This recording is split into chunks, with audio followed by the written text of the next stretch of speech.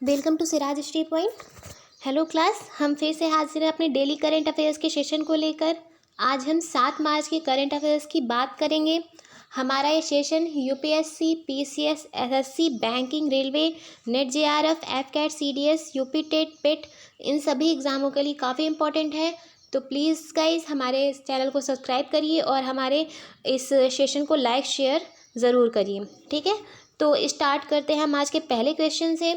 हमारा पहला क्वेश्चन है, हाल ही में कौन सा मेला 2 साल के अंतराल के बाद पुनः आयोजित किया जा रहा है?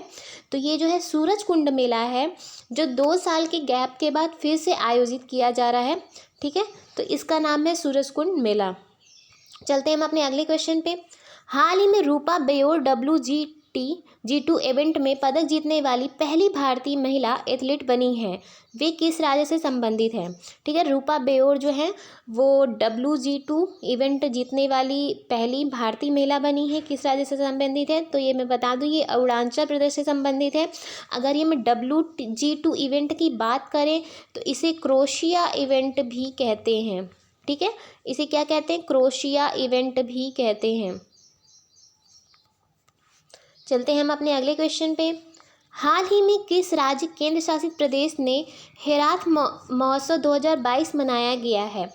तो हेरात महोत्सव जो मनाया गया है वो जम्मू कश्मीर में मनाया गया है, ठीक है। हेरात महोत्सव जो मनाया जाता है जम्मू कश्मीर में मनाया जाता है। अगर हम हेरात महोत्सव की बात करें तो जैसे हमारे होल इंडिया में, खासकर नॉर्दर्न इंडिया में, जो हम शिवरात्रि का पर्व मनाते हैं, ठीक है, जो हम शिवरात्रि का पर्व मनाते हैं, इसी को जब जम्मू कश्मीर में जो कश्मीरी पंडित होते हैं वो मनाते हैं तो उसे हेरात कहा जाता है।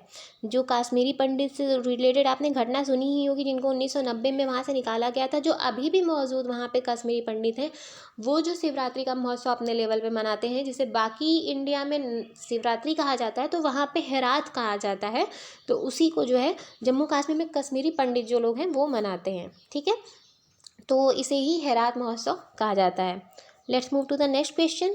यहाँ पे आप देख सकते हैं हेरात महोत्सव के बारे में, जैसे मैंने बताया, ये Trayodashi of 13 day of dark of the month of Phalgun, जो फाल्गुन का मंथ होता है उसके 13th डे मनाया जाता है, उसकी त्रयोदशी को। और वहीं 14th डे जो मनाया जाता है वो महाशिवरात्रि मनाया जाता है, ठीक है। यहाँ पे आप देख सकते हैं जो 14th डे है वहाँ पे उसको महाशिवरात्रि कहते हैं, वही 13th डे जो मनाया जाता है उसे हेरात महोत्सव कहा जाता है, ठीक है। Let's move to the next question. SDG index 2021 में भारत में ने कौन सा स्थान प्राप्त किया है? तो एसडीजी इंडेक्स 2021 में भारत ने 120वां स्थान प्राप्त किया है। अगर हम लास्ट ईयर की बात करें, यानी कि 2020 के इंडेक्स की बात करें, तो जो है 117वां इसने स्थान प्राप्त किया था, यानी 3 स्थानों की गिरावट देखी गई। यानी भारत के स्थान में 3 स्थानों की गिरावट देखी गई है। जो प्रीवियस ईयर की अगर हम बात करें 2020 में 117वां स्थान था, वहीं 2021 में 120वां स्थान है इंडिया का। अब यहाँ पे आप पहले टॉप 5 कंट्रीज देख लीजिए जिनकी रैंकिंग सबसे टॉप रही है। तो ये रहे फिनलैंड, स्वीडन, डेनमार्क, जर्मनी और बेल्जियम, ठीक है। Finland, Sweden, Denmark, Germany, Belgium जो टॉप 5 कंट्रीज रही हैं। वहीं हम 17 जो हमारे जो सस्टेनेबल गोल्स हैं, सस्टेनेबल डेवलपमेंट गोल्स जो हैं वो हमारे 17 हैं, ठीक है। तो इन 17 के बारे में आपको पता होना चाहिए कि कौन सा गोल किस चीज़ को निर्धारित करता है। मैं आपको पहले ही बता दूं, इससे रिलेटेड क्वेश्चन आपके वनडे एग्जाम्स में और आपके पीसीएस के एग्जाम्स में, at the same time UPSC के एग्जाम में काफ़ी इंपॉर्टेंट बन जाते हैं। और यूपीएससी के इवन पीसीएस के यूपी पीसीएस के एग्जाम में कई बार इससे पूछा भी गया है डायरेक्ट कि ये गोल जो है डेवलप, ये जो गोल है, गोल नंबर, ये किससे संबंधित है। जैसे अगर हम पहले गोल की बात करें तो ये नो पावर्टी से संबंधित है, यानी कि गरीबी को दूर करने से। दूसरा जो है हमारा जीरो हंगर। तीसरा हमारा good health and well being. हमारा जो चौथा है क्वालिटी एजुकेशन की बात करता है। वहीं हमारा 5वां जो है जेंडर इक्वालिटी की बात करता है। 6वां हमारा वाटर एंड सैनिटेशन की बात करता है। 7वां जो हमारा क्लीन एनर्जी की बात करता है। 8वां हमारा decent work and economic growth की बात करता है। वहीं हमारा 9वां जो है वो इंटीग्रिटी प्रोविजन इस सब की बात करता है, ठीक है। वहीं हमारा अगर हम 10वें की बात करें तो ये जो है इनइक्वालिटीज़ को रिड्यूस करने की बात करता है। तो वहीं जो 11वां है हमारा वो सस्टेनेबल सिटीज़ एंड उन सस्टेनेबल सिटीज़ की बात करता है। ठीक है, तो ऐसे आप बाकी सारे गोल्स देख सकते हैं। जैसे आपका जो 14वां गोल है लाइफ बिलो वाटर, ये बहुत इंपॉर्टेंट है। 13वां आपका क्लाइमेट एक्शन की बात करता है, जलवायु की बात करता है। ठीक है, तो ये सब आपके इंपॉर्टेंट हो जाते हैं। आपके 17 के 17 गोल इंपॉर्टेंट है, आपको 17 के 17 गोल के बारे में पता होना चाहिए। मैं सजेस्ट करूँगी कि आप इससे रिलेटेड एक कोड डेवलप करें, जिससे आपको ये 17 के 17 गोल याद हो जाएं, क्योंकि ऐसे थोड़ा सा याद करना डिफिकल्ट बन जाता है, बट अगर आप कोड के थ्रू याद करते हैं तो आपको वो चीज़ ईजी पड़ेगी। ठीक है, चलते हैं हमारे नेक्स्ट क्वेश्चन पे। राष्ट्रीय सुरक्षा दिवस किस तिथि को मनाया गया है? तो ये 4 मार्च को मनाया गया है राष्ट्रीय सुरक्षा दिवस।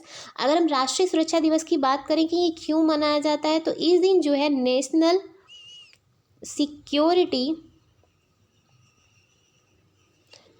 सिक्योरिटी काउंसिल, यानी कि जो हमारा NSC है, नेशनल सिक्योरिटी काउंसिल, उसकी स्थापना की गई थी 1966 में। ठीक है, 1966 में NSC की स्थापना की गई थी। उसी दिन 4 मार्च को स्थापना की गई थी, तो उसी 4 मार्च को राष्ट्रीय सुरक्षा दिवस मनाया जाता है। ठीक है, चलते हैं हम अपने अगले क्वेश्चन पे। ISSF विश्व कप में श्री निवेथा, ईशा, रुचिता ने किस इवेंट में स्वर्ण पदक जीता है? तो ये निवेथा, ईशा और रुचिता ने किस इवेंट में स्वर्ण पदक जीता है? तो ये 10 मीटर एयर पिस्टल में इन्होंने स्वर्ण पदक जीता है ISS विश्व कप रैंकिंग में। ठीक है, हाल ही में कलियट्टम उत्सव किस राज्य में आयोजित किया गया है? तो ये केरल में आयोजित किया गया है। ठीक है, तो ये आपका आर्ट एंड कल्चर का इंपॉर्टेंट क्वेश्चन बन जाता है, तो ये सब आपको पता होना चाहिए। कलियट्टम जो है उत्सव कहाँ मनाया जाता है? तो पहले मैं बता दूँ, ये केरल में मनाया जाता है। दूसरी चीज़, जो ये कलियट्टम उत्सव है, उस दिन एक डांस परफॉर्मेंस दी जाती है, जिसे हम थेय्यम कहते हैं। जिसे हम क्या कहते हैं? थेय्यम। ठीक है, ये THEYYAM, जिसे हम थेयम कहते हैं। कलियट्टम जो उत्सव मनाया जाता है, उस समय एक डांस परफॉर्म किया जाता है, जिसे हम थेयम कहते हैं। ये जो डांस परफॉर्मेंस होती है, ये मेन वर्शिप करने के लिए, यानी पूजा करने के लिए यूज़ की जाती है। मतलब उसका जो मेन भाव है वो पूजा का भाव है। इसे जो है केरल में भी किया जाता है, तो वहीं at the same time Karnataka में भी किया जाता है।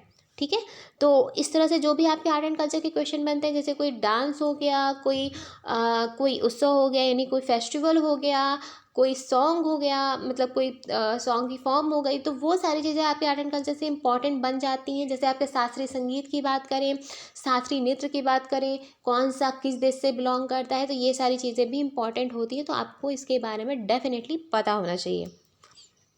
ये आप उस डांस फॉर्म का वो देख सकते हैं कि ये कैसे लोग अपने फेस पे मुखौटा लगाते हैं और कैसे मेकअप फॉर्म करते हैं। ये डांस फॉर्म किस मतलब किस कपड़े को पहन के, किस कॉस्ट्यूम को पहन के की जाती है, ये यहाँ पे आप देख सकते हैं। ठीक है, जिससे आपको एक, मैं ये फ़ोटोज़ इसलिए दिखाती हूँ कि आपको एक माइंड में एक इमेज बन जाए कि हाँ, ये डांस फॉर्म इससे रिलेटेड थी, ये डांस फॉर्म ऐसी थी। क्योंकि आपको सारे नाम एक से लगेंगे। अगर आप साउथ में जाओगे और आपको केरल इधर के सारे आप डांस फॉर्म देखोगे, तो कलियट्टम, कृष्णत्तम, ये सब आपको सेम लगेंगे काफ़ी सारे। तो इसलिए थोड़ा सा इससे याद करने में आपको ईजी बनता है, अगर आप उसको पिक्चर्स से याद करने की कोशिश करते हो तो।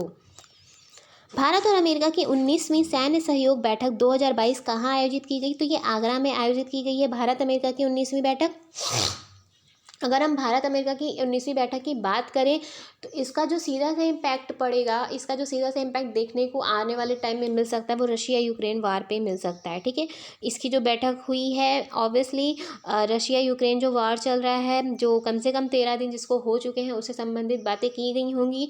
रसिया से लगभग 70% जो हमारे डिफेंस इक्विपमेंट होते हैं, इंडिया उनसे मंगाता है। तो रसिया से भी हमारे अच्छे संबंध हैं, यूक्रेन से भी हमारे अच्छे संबंध हैं। तो उनको देखते हुए क्या बातें की गई हैं, या फिर क्या उसके कंक्लूज़न निकलते हैं, वो आने वाले टाइम में पता चलेगा। यहाँ पे हम अगर रशिया यूक्रेन वार की बात करें, तो जो अभी तक के अपडेट्स हैं, उसमें ये तक सामने आया है कि नाटो, यानी कि जो नाटो की कंट्रीज़ हैं 30, जिसके बारे में मैंने लास्ट सेशन में बात की थी, तो USA जो है नाटो के थ्रू यूक्रेन में मिलिट्री इक्विपमेंट्स भेज रहा है। ठीक है, तो ये मतलब ऐसी आशंकाएं लगाई जा रही हैं कि आने वाले टाइम में नाटो भी युद्ध में उतर सकता है, क्योंकि NATO military equipments at the same time military भी यूक्रेन में भेज रहा है USA के थ्रू।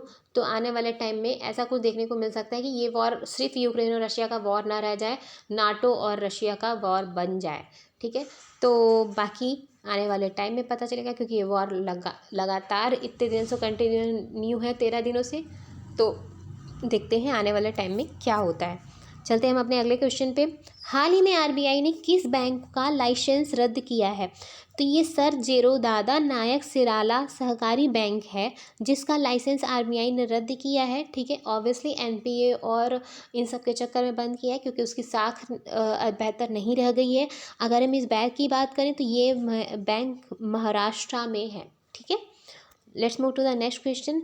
किस राज्य सरकार ने ऊंट संरक्षण और विकास नीति की घोषणा की है? तो ऊंट संरक्षण और विकास नीति की घोषणा राजस्थान सरकार ने की है। ऑब्वियसली राजस्थान सरकार ही करेगी अगर ऊंट की बात आएगी, सभी जानते होंगे। और ऊंट जो है राजस्थान का स्टेट एनिमल है। ठीक है, स्टेट एनिमल ऑफ राजस्थान है, जिसे 2014 में वो किया गया था। ठीक है, जो 85% ऑफ कंट्री केमिकल्स कैमल्स है, जो 85% जो ऊँटों की जनसंख्या का लगभग 85% भाग हमारा राजस्थान में पाया जाता है। ये सारे फैक्ट्स उन्हीं के लिए इंपॉर्टेंट है जो राजस्थान रिलेटेड एग्जाम देते हैं, चाहे वो पीसीएस का हो या फिर राजस्थान रिलेटेड वनडे एग्जाम। ठीक है, बाकी आपको इस पर फोकस नहीं करना है, आपको सिर्फ इतना पता होना चाहिए कि ऊँट संरक्षण और विकास नीति की घोषणा किस राज्य सरकार ने की है? तो राजस्थान राज्य सरकार ने की है। इससे रिलेटेड क्वेश्चन पूछे जाते हैं। तो ये था स्टूडेंट हमारे सेशन का आज का लास्ट क्वेश्चन। आई नो आज हमने कम क्वेश्चन लिए हैं, क्योंकि ज़्यादा क्वेश्चन इंपॉर्टेंट नहीं थे। संडे का दिन था कल, तो ऐसा कुछ खास न्यूज़ में नहीं आया है। बट हाँ, जितने भी ये क्वेश्चन है वनडे एग्जाम्स के परस्पेक्टिव से और बाकी सारे एग्जाम्स के परस्पेक्टिव से काफ़ी इंपॉर्टेंट है। तो प्लीज़ इन्हें स्किप मत करिएगा और हमारे साथ कंटिन्यू बने रहिए और हमारे सेशन को लाइक शेयर ज़रूर करिए। तो मिलते हैं आपसे अगले सेशन में। Bye bye.